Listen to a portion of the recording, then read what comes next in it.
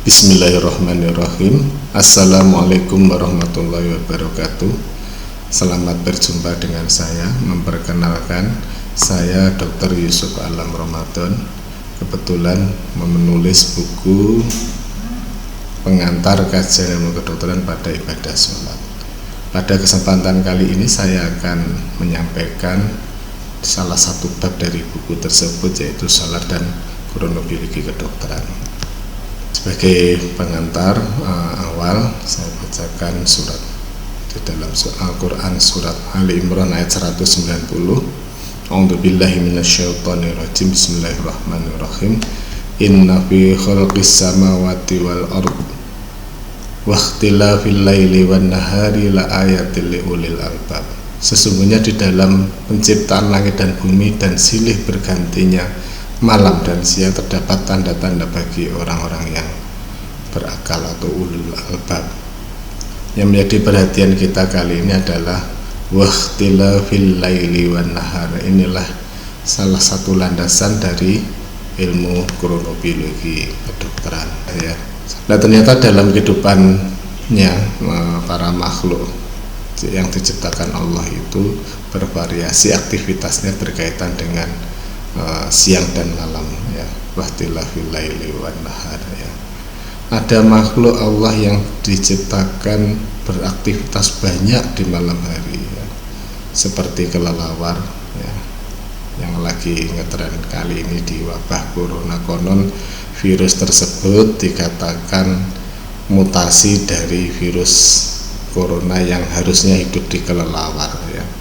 Ini kelelawar termasuk makhluk malam hari. Ada tikus, ada kucing, ada burung hantu, bahkan kuman itu membelah puncaknya itu di malam hari. Sementara di siang hari banyak istirahat. Nah, makhluk seperti ini disebut dengan makhluk nokturnal. Sebaliknya, ada makhluk yang aktivitas utamanya di siang hari, disebut dengan makhluk diurnal ya. Contohnya manusia, kambing, ayam, dan banyak lagi ya yang aktivitas utamanya di siang hari. Sementara juga ada makhluk yang beraktivitasnya di tepi siang atau tepi malam ya. Ini hewan-hewan yang menjadi predator ya, makhluk nokturnal ya. Jadi makhluk malam itu kalau sudah fajar itu dia kayak ngantuk gitu ya, aktivitasnya sempoyongan, sehingga ini dimangsa oleh makhluk yang hidup di tepi siang atau tepi malam ya. Jadi aktivitas utamanya justru di fajar atau di senja ya. Nah, inilah ada tiga ya, makhluk nokturnal, diurnal, dan ada aktivitas makhluk yang berada di tepi siang atau malam ya. Terus kemudian dalam manusia sendiri ya, organisasi waktu yang mengatur kehidupan manusia ada tiga ya. Yang pertama jam matahari, khusus umat Islam ada jam sholat ini. Pada hakikatnya jam sholat itu adalah jam matahari. Terus kemudian jam internal dan jam sosial ya. Pada bab ini presentasi kali ini kita hanya membahas di jam matahari saja. Nanti kita bertemu di selanjutnya adalah membahas jam internal maupun jam sosial. Jam matahari ada itu karena adanya rotasi bumi ya. Jadi katanya ilmuwan, untuk pengamatan ilmuwan itu bumi berputar pada dirinya sendiri dengan kecepatan 170 km per jam ya. Nah, tapi kita tidak terasa. Kenapa? Karena sebenarnya kita juga ikut berputar ya. Jadi yang berputar itu tidak hanya bunyi saja, di atasnya dan sampai satu titik yang atmosfer itu di geostationary orbit ya, itu berputar mengikuti berputarnya bumi ya. Pada titik itu maka ditempatkan satelit-satelit itu ya, dia tidak jatuh tapi mengikuti bumi yang ada di bawahnya. Jadi kalau ada angin bergerak, sebenarnya bergerak di atas gerak ya. Ini luar biasa. Nah, inilah jam matahari. Lebih kita memahami secara mudah itu dengan menjelaskan jam sholat ya. Jadi kita mulai dari waktu sholat subuh ya. Jadi waktu subuh itu itu sebenarnya kalau dalam perhitungan astronomi itu posisi matahari itu minus dari sudutnya itu 18 derajat di bawah titik horizon, garis horizon ya, atau ufuk timur ya. Jadi matahari belum terbit tapi cahayanya itu sudah mulai terbit ya. Terbit cahayanya matahari inilah yang disebut dengan waktu fajar. Kalau dalam bahasa Inggris disebut dawn twilight, kalau dalam bahasa astronomi namanya astronomical twilight ya. Terus kemudian matahari terbit, kemudian pada titik inilah disebut waktu duha, dan pada titik inilah ya matahari paling nyaman buat kita, dan pada inilah kita bisa merasakan manfaat matahari pada cahaya matahari pada kulit kita untuk pembentukan vitamin D ya, terutama pada saat ini wabah corona Wuhan itu ya. Itu vitamin D sangat kita perlukan untuk memperkuat sistem imun kita ya, makanya dianjurkan berjemur di waktu duha ini ya. Kita mengambil manfaat dari sinar ultraviolet ya untuk pembentukan vitamin D ya. Terus kemudian makin siang ini matahari sudah membahayakan ya, karena intensitasnya sangat besar dan sangat panas, membakar. Nah, ketika bergeser dari titik kulminasi inilah masuk dari waktu zuhur ya. Pada saat inilah disunahkan ya bagi yang mau, yaitu qailullah yaitu atau quick nap ya, istirahat singkat ya, setengah jam istirahat tidur singkat ya.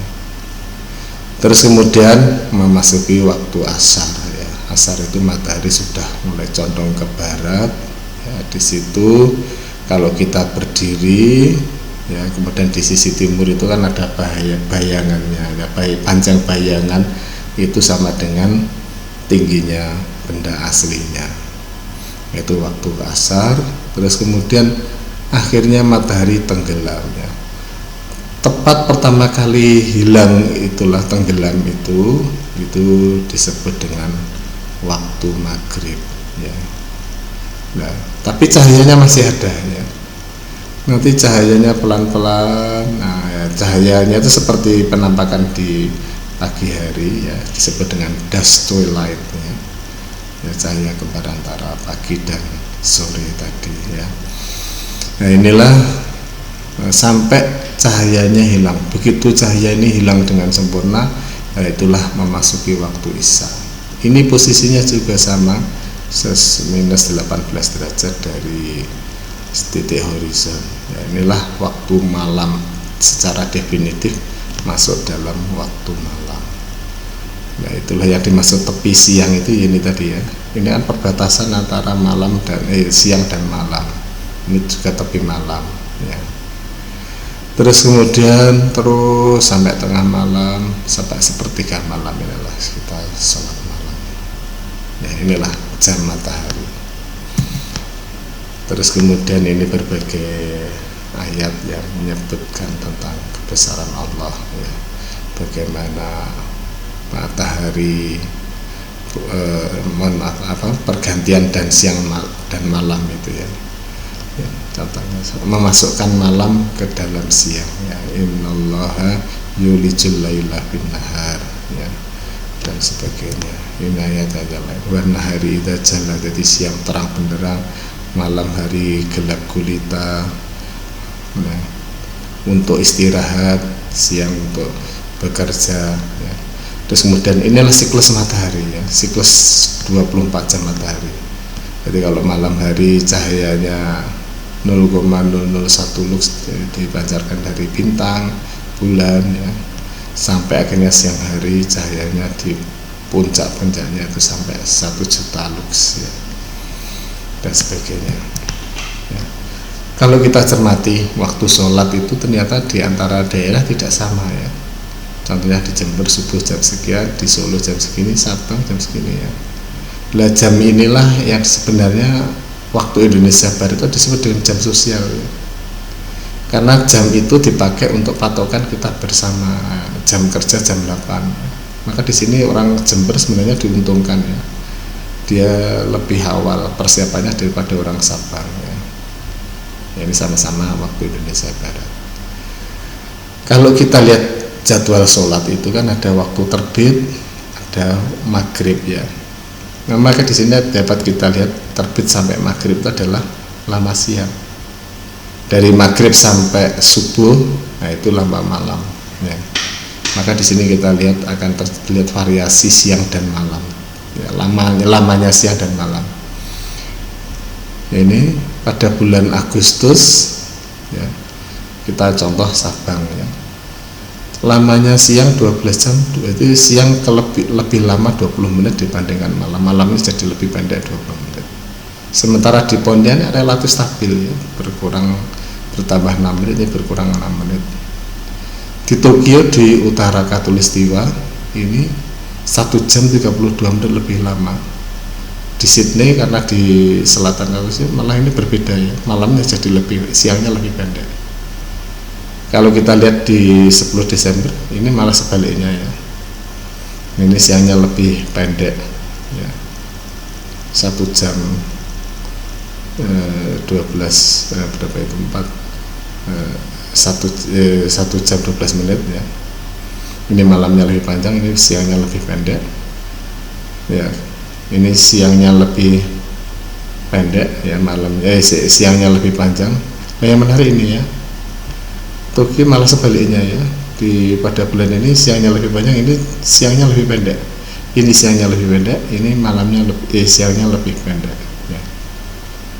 Nah, inilah, karena itulah waktu sholat itu Allah tidak mengajarkan kepada kita ya.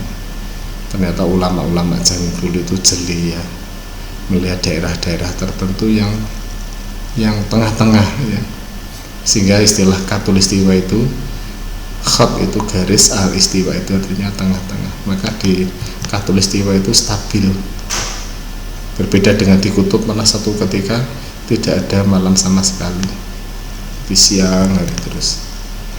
Ini contoh ya lain. Jadi selama sepanjang tahun, selama 1 sampai 365 hari itu siangnya di Khatulistiwa Pontianak stabil ya, naik turunnya hanya menit ya. Di Jawa, di Surakarta ini contoh ya, pernah berarti ada 2 titik siang dan malam persis sama ya. Kalau di Khatulistiwa sepanjang tahun sama. Kemudian Arab Saudi di Mekah ini 3 jam ya pernah dan sebagainya. Makanya Khatulistiwa yang seimbang ya, antara sepanjang waktu selalu seimbang.